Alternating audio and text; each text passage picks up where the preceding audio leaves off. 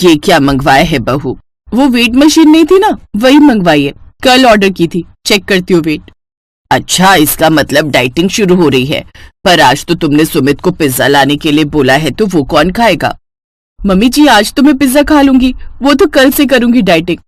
अरे बाप रे, 72 72 किलो वजन हो गया बहू। तुम्हें तो वजन कम करना चाहिए। ला, मैं देखूं जरा मेरा कितना है। हाँ, आप देखो। देख, आपका तो सही है 57। मेरा तो वेट बहुत बढ़ गया है।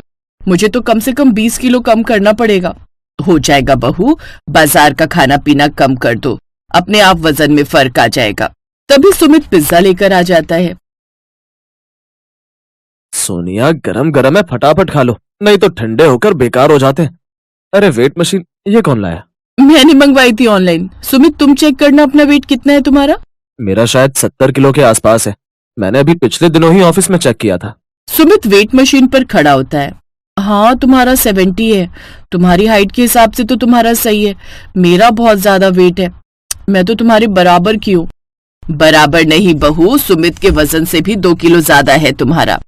हाँ, वही 72। सोनिया, वजन तो तुम्हारा बहुत बढ़ गया है। मुझे लगता है तुम्हें अपने वजन को कंट्रोल करना चाहिए। बोल तो रही हूँ कल से कर लूंगी डाइटिंग। अब ये पिज्जा खराब थोड़ी करना है। मंगाए है तो खाऊंगी ना, इतने दिन से मन था पिज्जा खाने का। सोनिया को तला हुआ और बाजार का जंक फूड खाने की आदत इतनी आसानी से नहीं छूटने वाली थी। उसने बोल तो दिया कि कल से करूंगी डाइटिंग, पर उसका अगला कल कब आना था, ये तो आगे की कहानी देखकर ही पता चलेगा। कितने दिन से तेरे से मिली नहीं थी, सोचा इधर से जा रही हूँ तो तेरे से मिलती जाऊं। और बता कैसी है? मैं बिल्कुल ठीक हूँ। अच्छा हुआ तू आ गई। क्या खाएगी पहले ये बता। मैं तो डाइटिंग पर हूँ, तो बस एक ग्रीन टी पीऊंगी। इतने दिनों बाद मेरे घर आई है। आज कोई डाइटिंग नहीं, आज के लिए छोड़ दे। कुछ बढ़िया से मंगाते हैं, दोनों सहेलियां मिलकर खाएंगे। चल ठीक है, तू कह रही है तो आज के लिए चीट डे कर लेती हूँ। वैसे मैं प्रॉपर डाइटिंग कर रही हूँ, मेरा पूरा डाइट प्लान बना हुआ है। अरे वेट मशीन? हाँ, कल ही मंगवाई है। सोच रही हूँ डाइटिंग थोड़ी शुरू कर दूं। थोड़ी मोटी होती जा रही हूँ। तू चेक कर कितना वेट है तेरा। मेरा? मैंने कल जिम में चेक किया था, शायद 52 है। हाँ, वही 51-52 ही रहता है। इससे ज्यादा मैं होने ही नहीं देती। इतना ठीक है। तेरा कितना है? मेरा मत पूछ, सुनकर घबरा जाएगी। वैसे तू पतली लग रही है, चेक कर।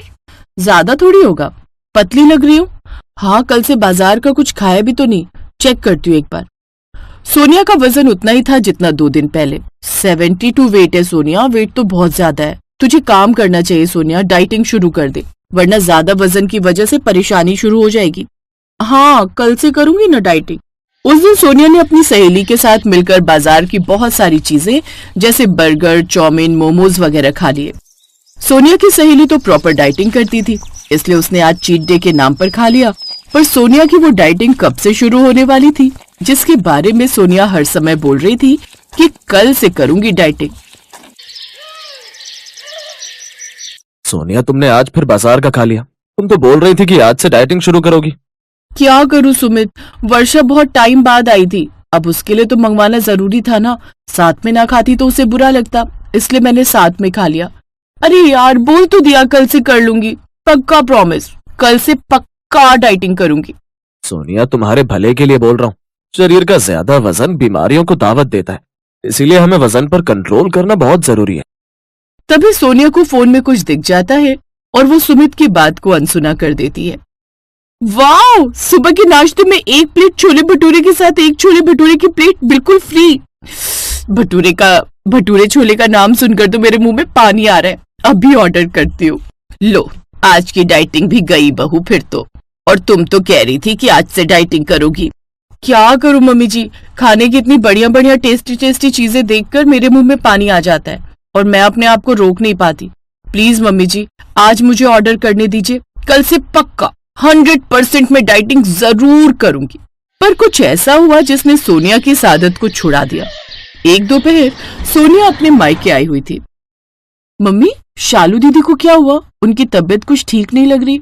डॉक्टर ने फैटी लीवर बताया है, दवाई चल रही है, सब कुछ खाना पीना बंद है, उबला हुआ खाना खा रही है। सबने कहा कि वजन बढ़ रहा है, थोड़ा ध्यान दे अपने ऊपर, और उसने ध्यान नहीं दिया। 80 किलो वजन हो गया था। धीरे धीरे पेट भारी रहने लगा, सांस फूलने लगी, हर समय जी घबराने लगा, भूख लगनी कम हो गई। तुम्हारी ताई जी ने कुछ दिनों के लिए रहने के लिए बुलाया था, तो चेकअप करवाया तो पता चला कि ज्यादा जंक फूड और तला हुआ खाने की वजह से लीवर में इन्फेक्शन हो गया है, लीवर फैटी हो गया है। बस अब दवाइयां चल रही हैं और पूरा ध्यान रखना है खान पान पर। मम्मी, शालू दीदी का सुनकर मुझे अपने लिए टेंशन हो रही है। वेट तो मेरा भी बहुत बढ़ गया है, 72 kg। तुझे बोल तो रही थी कि तू डाइटिंग कर लिया कर। अरे बस घर का बना हुआ खा, और बाजार का भी खाना है तो कभी कभी का, ये नहीं कि रोजाना खाने लग जाए। बहुत दिक्कत आती है सोनिया बाद में, अगर एक बार लीवर में प्रॉब्लम हो जाए तो। आप ठीक कह रहे हो मम्मी, मुझे अपने ऊपर ध्यान देना होगा। उस दिन सोनिया को अपनी चचेरी बहन शालू का सुनकर बहुत दुख भी हुआ और अपने लिए घबराहट भी हुई। इसलिए उसी दिन से उसने अपने बारे में सोचना शुरू कर दिया। अरे बहू, तुम कहीं जा रही हो क्या? हाँ वो मम्मी जी, वॉक पर जा रही हूँ। थोड़ा पैदल चलना भी हो जाएगा और अपने लिए थोड़ी ग्रीन वेजिटेबल्स लेकर आऊंगी। मन है मिक्स वेज बनाने का। अच्छा चलो, हो आओ। क्या बात है सोनिया, लगता है कल से डाइटिंग शुरू कर रही हो, तभी आज इतनी सारी हरी हरी सब्जियां और फल लेकर आई हो। कल से नहीं, आज से मेरी डाइटिंग शुरू हो रही है। आज रात में अपने लिए सिर्फ लौकी की सब्जी बनाऊंगी। मम्मी जी, आप लौकी की सब्जी खा लोगे ना? क्यों नहीं बहू, हरी सब्जियां तो सेहत के लिए बहुत फायदेमंद होती हैं, मैं जरूर खाऊंगी। अरे एक रोटी क्या, मैं तो लौकी की सब्जी के साथ 2 रोटी खा लेती हूँ, मुझे तो बहुत अच्छी लगती है। हाँ मैं भी खा लूंगा। अब तुम डाइटिंग शुरू कर रही हो तो सोच रहा हूँ मैं भी डाइटिंग कर लूं, मेरी भी सेहत में सुधार हो जाएगा। कुछ दिनों से बहुत एसिडिटी बन रही है, मुझे भी हल्का ही खाना है। ठीक है, तो फिर आज मैं लौकी की सब्जी बना लूंगी और कल सुबह नाश्ते में पोहा बनेगा। और बहुत दिनों से मूंग की दाल का चीला नहीं खाया, वो भी बनाऊंगी, पर कम तेल घी डालकर, क्योंकि कम तेल घी का खाना बीमारियों को दूर भगाना। उस दिन के बाद सोनिया ने डाइटिंग करना शुरू कर दिया और कुछ ही महीनों में सोनिया का वजन उसकी उम्र और लंबाई के हिसाब से बिल्कुल ठीक हो गया। अब सोनिया अपने आप को पहले से भी ज्यादा सेहतमंद और फ्रेश महसूस कर रही थी, क्योंकि उसने अपने शरीर का ख्याल रखना शुरू कर दिया था।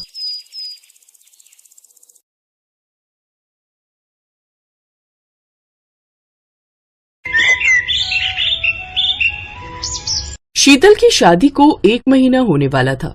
अब उसे लगता था कि वही पुराना रूटीन शुरू कर लेना चाहिए, इसलिए वो पिछले 2-3 दिन से दोबारा योगा करने लगी थी।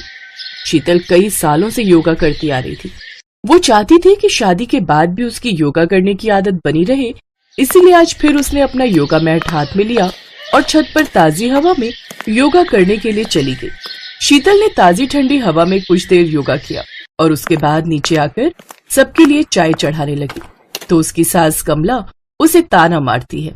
रहने दो बहू, मैंने चाय बनाकर पी ली है, तुम तो मुझे कहीं दिखाई नहीं दी, तो सोचा अब तुम्हारा इंतजार थोड़ी करूंगी, खुद ही चाय बनाई और पी ली। वैसे तुम कहाँ थी, मुझे तो घर में कहीं दिखाई नहीं दी। माँ जी, वो मैं योगा करने के लिए छत पर गई थी। हैं? ये तुमने क्या नया ड्रामा शुरू कर दिया है? ये योगा वगैरह करने की क्या जरूरत है? इन सब से कोई फायदा नहीं, समय की बर्बादी है, और सुबह सुबह इतने काम होते हैं घर के। तुम ये योगा करती रही तो हो गए घर के काम। फिर तो योगा करने से समय की कोई बर्बादी नहीं होती। योगा करने से शरीर और मन स्वस्थ और निरोगी रहते हैं। योगा करने से शरीर में फुर्ती आती है, आलस दूर होता है। अच्छा, योगा करने से अगर आलस दूर होता तो तुम सुबह सुबह मुझे चाय बनाकर दे देती। ये फालतू की योगा वोगा करके तुम कामों से बचना चाहती हो। माँ जी, आप मुझे गलत समझ रहे हो। आप देखना, एक दिन ये योगा आपके बहुत काम आएगा। और आप काम की टेंशन मत लो, मैं घर के सारे काम पूरी जिम्मेदारी से करूंगी माँ जी। शीतल को बुरा तो लगा था कि उसकी सास उसके योगा करने की आदत को खराब समझती है, पर वो कुछ नहीं कहती। वो रोजाना ही नियम से अपना योगा करती और साथ में घर के काम भी देखती। एक दिन शीतल घर की छत पर योगा कर रही थी। पड़ोसन आंटी ने उसे देख लिया। अरे बहू, ये तो बहुत बढ़िया बात है, हमारे तो पड़ोस में योगा क्लासेस चल रही हैं, हमें तो इस बात के बारे में पता ही नहीं। अरे नहीं नहीं आंटी, यहाँ कोई योगा क्लासेस नहीं चलती, ये तो मैं खुद ही योगा करती हूँ, मुझे योगा करना बहुत पसंद है। अरे ये तो बहुत अच्छी बात है, पर हमारे तो यहाँ इस एरिया में किसी को भी योगा करना नहीं आता, ना ही कोई योगा क्लासेस है। तुम मुझे योगा करना सिखा सकती हो? मुझे बड़ा शौक है, उम्र के साथ साथ शरीर बड़ा कमजोर हो गया है। मेरी बड़ी बहन है जो मुंबई में रहती है, वो तो रोजाना योगा क्लासेस जाती है, कई बार मुझे भी बोला है कि मैं भी योगा किया करूं, पर यहाँ आसपास मैंने कभी पूछा ही नहीं। जी जी आंटी, जरूर आप मेरे साथ रोजाना सुबह योगा करने के लिए छत पर आ जाया करो, मैं आपको भी सिखा दूंगी। ठीक है, पर ऐसे नहीं, तुम्हें मेरे से महीने की फीस लेनी होगी। कहते हैं बिना गुरु दक्षिणा दिए कोई भी शिक्षा ग्रहण नहीं करनी चाहिए। अब से तुम मेरी योगा गुरु बन जाओगी। आंटी जी पर पैसे, आंटी जी पैसे पर नहीं आंटी जी, आप ऐसे ही सीख लो।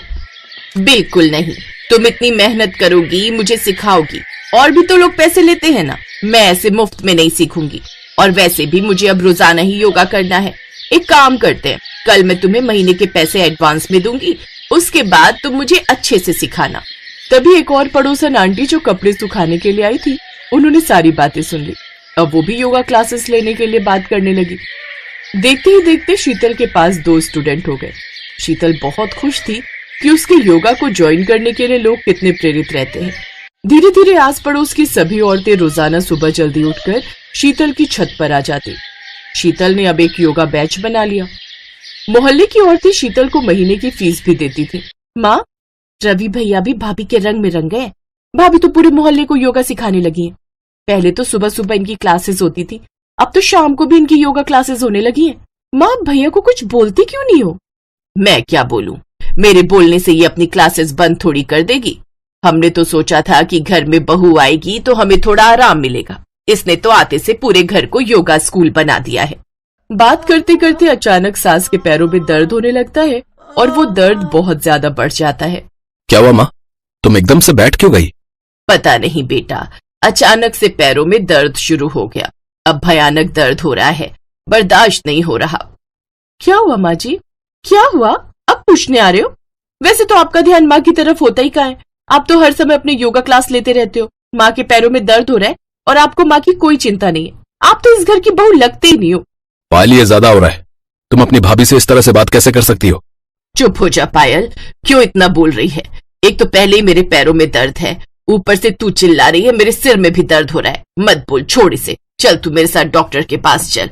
बैठ गई तो घर के काम कौन करेगा? माँ, मैं चल तो रहा हूँ साथ में, क्यों बात को बढ़ा रही हो? मैं चलूं क्या?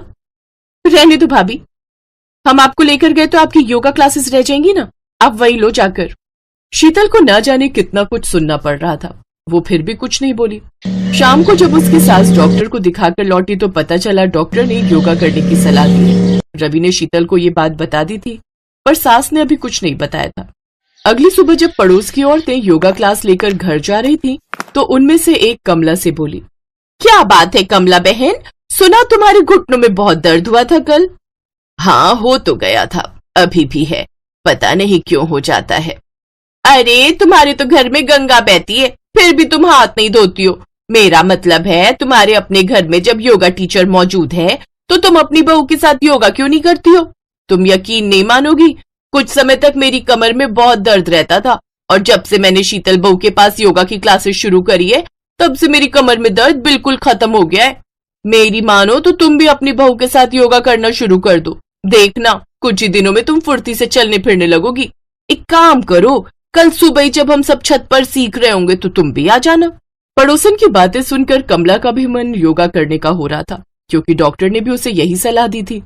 तभी शीतल आती है। माँ जी, आंटी जी सही कह रही हैं, आपको मेरी बातों पर तो यकीन नहीं था, पर आपने आंटी के मुंह से सुन लिया ना कि योगा के कितने फायदे हैं। अब आप मेरे साथ रोजाना थोड़ी थोड़ी देर योगा करने जरूर उठोगे, देखना आपको बहुत फर्क लगेगा। शाम को शीतल की ननद कॉलेज से आई तो उसने भी योगा सीखने की बात कही। भाभी, मुझे भी आपकी बहुत जरूरत है, मुझे कॉलेज में योगा डे पर कुछ योगा की एक्सरसाइज करके दिखानी है, क्या आप मेरी हेल्प करोगे? सॉरी, मैंने तो हमेशा आपको योगा के लिए कितना कुछ सुना है और आज मैं आपकी हेल्प मांग रही हूँ। कैसी बातें कर रही हो पायल, तुम मेरी छोटी बहन की तरह हो। मैंने तो कभी भी तुम्हारी बातों को दिल से नहीं लगाया। मैं तुम्हें सब कुछ सिखा भी दूंगी और समझा भी दूंगी। तुम भी माँ जी के साथ और बाकी सबके साथ मुझे ज्वाइन करना। शीतल का इतना अच्छा व्यवहार देखकर उसकी सास और ननद बहुत खुश होते हैं। अगले दिन से शीतल सबको योगा क्लासेस देने लगती है। शीतल की सास और ननद को भी अब योगा का महत्व समझ आ गया था।